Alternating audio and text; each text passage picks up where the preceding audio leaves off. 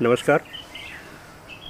चंचल आखिरी पायदान से सबसे पहले आपको बधाई देने आज के संविधान दिवस पर।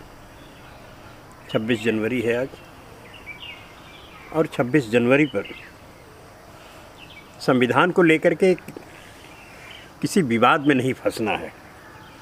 ये हमारे मुल्क का आईन है, ये सर्वोच्च सत्ता है, सबसे बड़ा धर्म है हमारा ये आईन। संविधान हमको ज़िंदगी जीने का सलीका, रहने का, समाज में खड़े होने का ये सलीका देता है, और ये एक नज़रिया देता है कि हम किस तरह से अपने मुल्क को, अपने समाज को बनाएंगे। अब सवाल उठता है कि अभी देश में बड़ी विचित्र स्थिति आ गई है कि हमारा जो नैरेटिव है, हमारा जो सवाल पूछने का तरीका है, वो थोड़ा सा उल्टा हुआ है। सारे के सारे सवालों को आप देख लीजिए पिछले 8-10 सालों में, और विशेष करके ये जो मीडिया डिब्बे वाली है, बहुत छोटी भाषा में कहूँ तो बहुत बेहूदे ढंग से ये सवाल पूछते हैं। मसलन गांधी और सुभाष चंद्र बोस के बीच में मतभेद क्या थे? चलिए साहब, भगत सिंह और गांधी के बीच में मतभेद क्या थे? उसके बारे में एक सिंपल सा सीधा सा फार्मूला याद रख लीजिए कि सवाल ये नहीं बनता।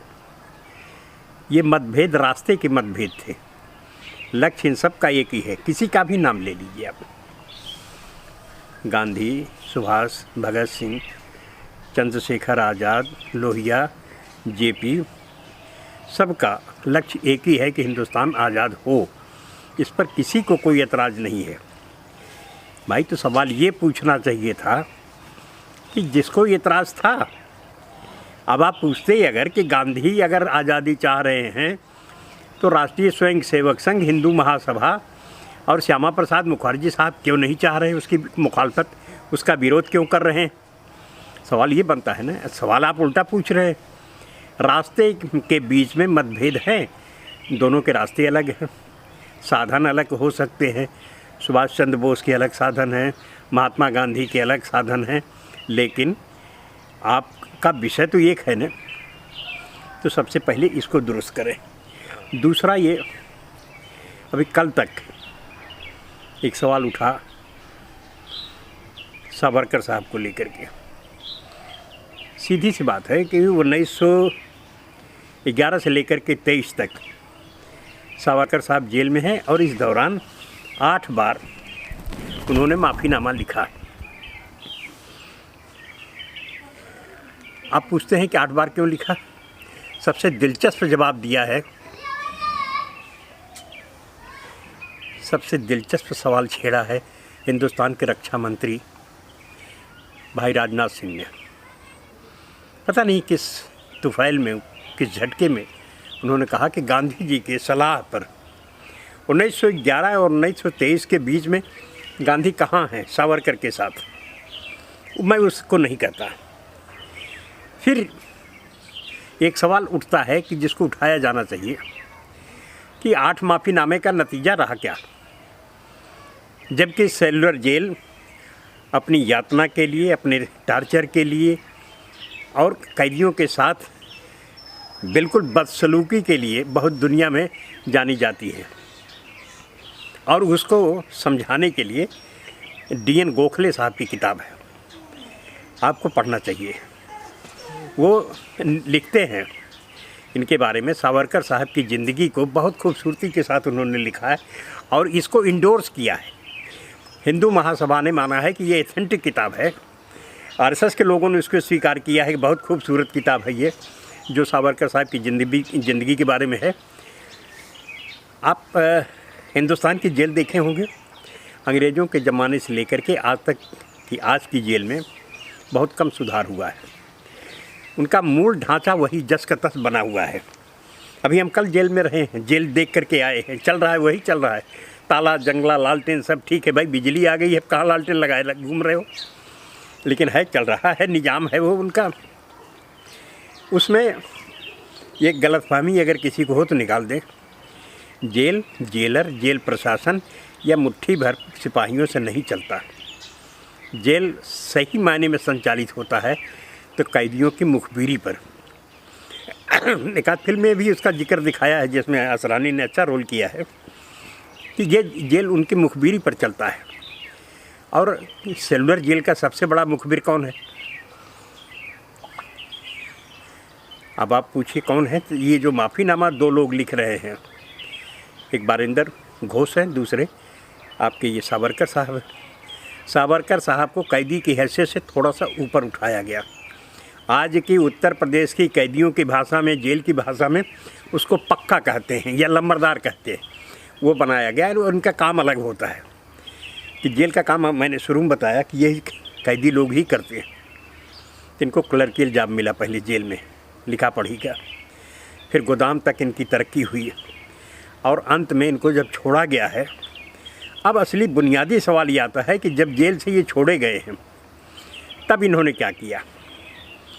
जेल से छूटने के बाद सावरकर साहब ने क्या किया? आज़ादी के साथ थे, आज़ादी की लड़ाई के साथ थे या आज़ादी के विरोध में थे?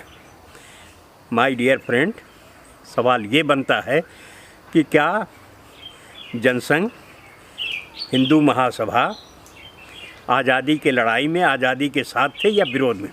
और विरोध में थे तो क्यों थे? सवाल ये बनता है।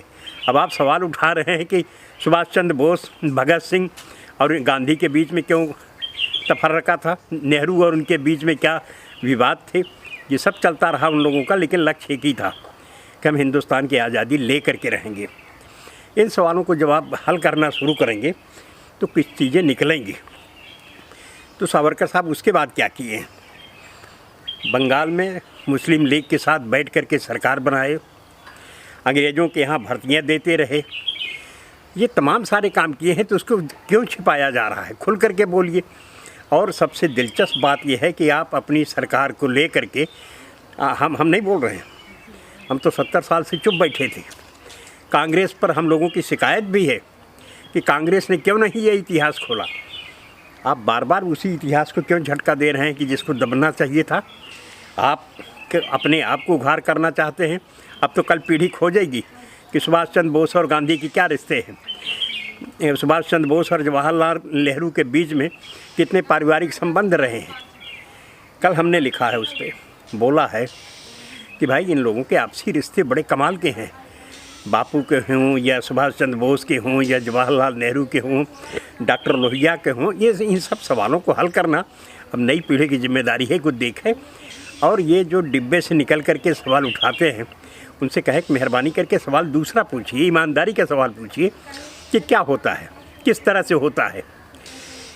165 से ज़्यादा संस्थाएं आज सुभाष चंद्र बोस के नाम पर चल रही हैं। आप झूठ बोल रहे हैं कि सुभाष चंद्र बोस के लिए कुछ किया नहीं गया। पार्लियामेंट के अंदर जिसमें आप बैठते हैं प्रधानमंत्री साहब, उसमें आदमकद नहीं, बहुत विशाल स्कल्पचर, मूर्ति शिल्प लगा हुआ है सुभाष चंद्र बोस का। उसको तो देख लिए होते। तो किसी के साथ ये नहीं करना चाहिए। इतिहास में कभी कोई चीज़ दबाया नहीं जा सकता और भावुकता के आधार पर नहीं उठाया जा सकता।